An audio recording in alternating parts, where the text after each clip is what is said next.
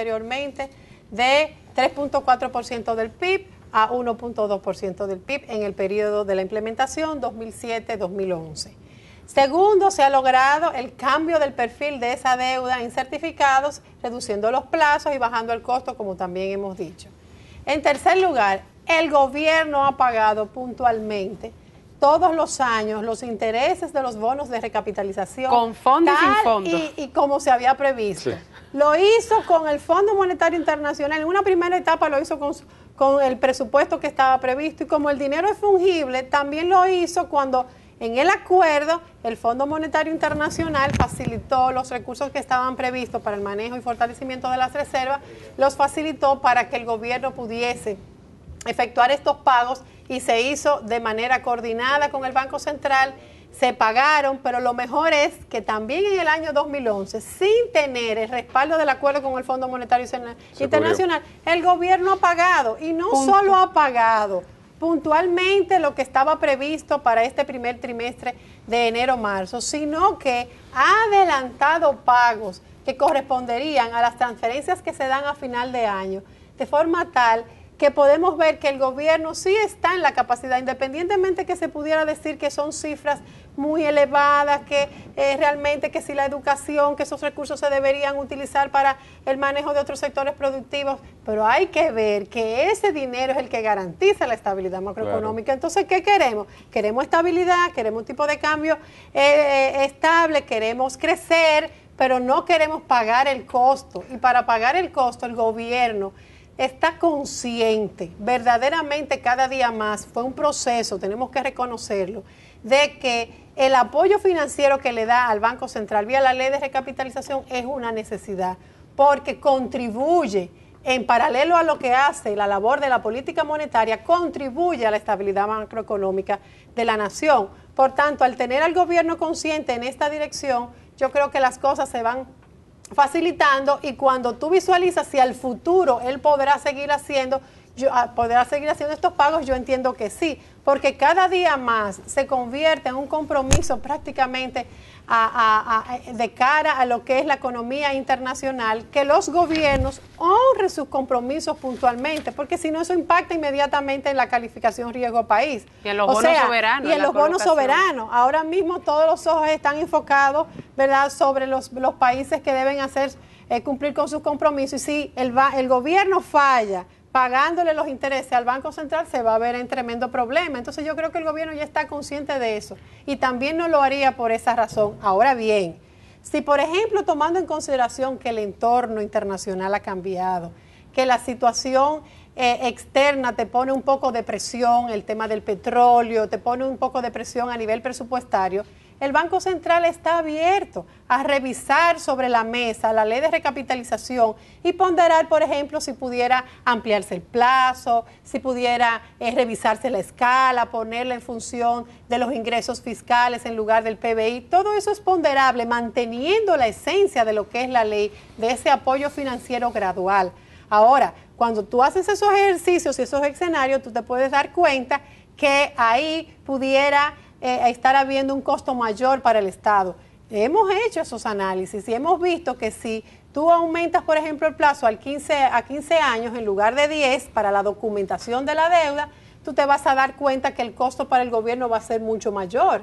Entonces, todo eso nosotros tenemos que ponderarlo y analizarlo, y estamos abiertos a que la ley se pueda revisar oportunamente. Pero jamás sobre aceptar emisiones de bonos a 50 años imposible. A un 2% anual, por favor, imposible, señor. O sea, imposible. Nunca vamos a salir de problema. Sí. Hay un comentario de que, por ejemplo, pudimos haber utilizado lo que está establecido en la Ley Monetaria y Financiera, que fue analizado antes de que se sacara en el año 2007, porque era la forma en que se podía resolver el problema de las pérdidas del Banco Central. Sin embargo, lo analizamos y ¿qué vimos? Si nosotros emitimos bonos a 50 años, el gobierno emite bonos a 50 años, a una tasa de 2% anual, cuando el Banco Central reciba esos bonos, ¿qué va a pasar? Según las NIF y las normas internacionales de contabilidad, tú tienes que registrar en el Banco Central esos bonos, que son unas inversiones sin valor en un activo financiero, lo tienes que registrar a su valor de mercado.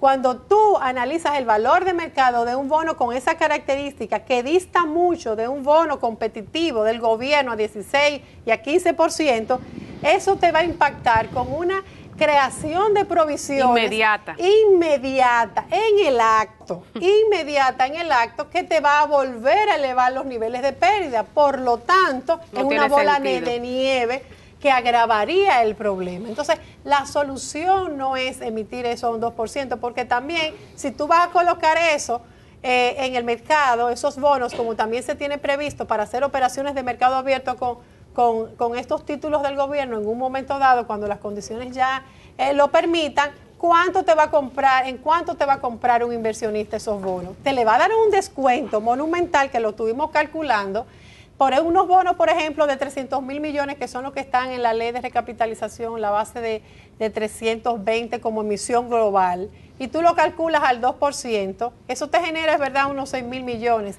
de intereses. Pero ¿qué pasa?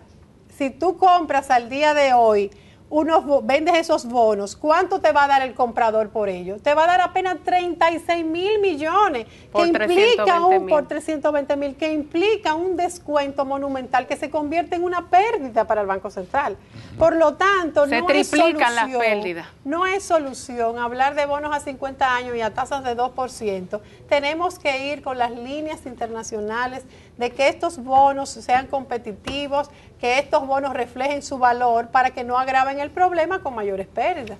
Por lo tanto, yo pienso que podemos seguir en la misma línea de la ley de recapitalización en cuanto a su esencia y revisar cualquier elemento conforme al plazo en su momento.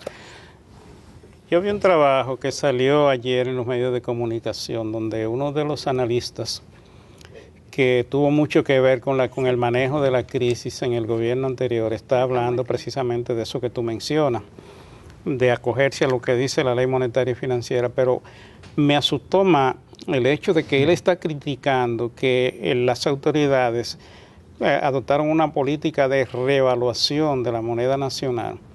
Lo que esto me está indicando es que si un analista como ese, que posiblemente en un gobierno del partido de la oposición sea una figura importante en cuanto a asesorar a las autoridades, llega a la posición que uno piensa que puede llegar, lo primero que va a aconsejar es una devaluación grosera de la moneda nacional, porque si él está criticando la revaluación, está diciendo que lo que hay que hacer es devaluar la moneda nacional. Eso es, entonces ya uno sabe lo que eso implica, porque ya hemos vivido la experiencia amargamente y hoy estamos pagando el costo de esa situación.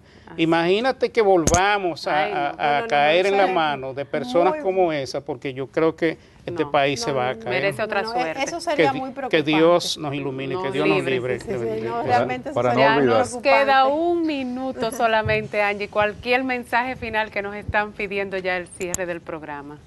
Bueno, yo sinceramente me gustaría hacer una exhortación.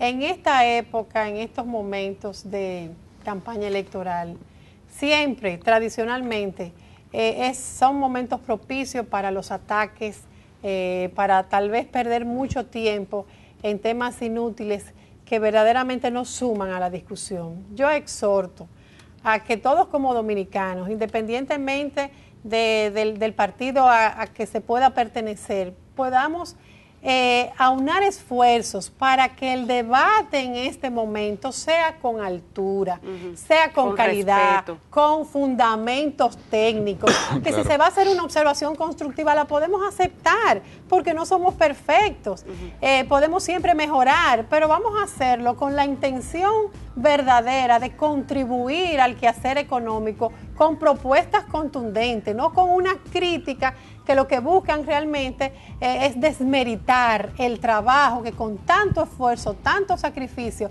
han hecho hombres como Héctor Valdés Alviso frente a la gobernación del Banco Central, que merece todo respeto, porque ha sido felicitado internacionalmente y no se merece que por un asunto de política y de intereses se esté desacreditando un trabajo serio con un equipo técnico que trabaja de sol a luna para que este país pueda contar con niveles de estabilidad, con niveles de crecimiento proclive a que nuestro país verdaderamente se encauce por la senda del desarrollo. Qué Así que yo lindo creo mensaje.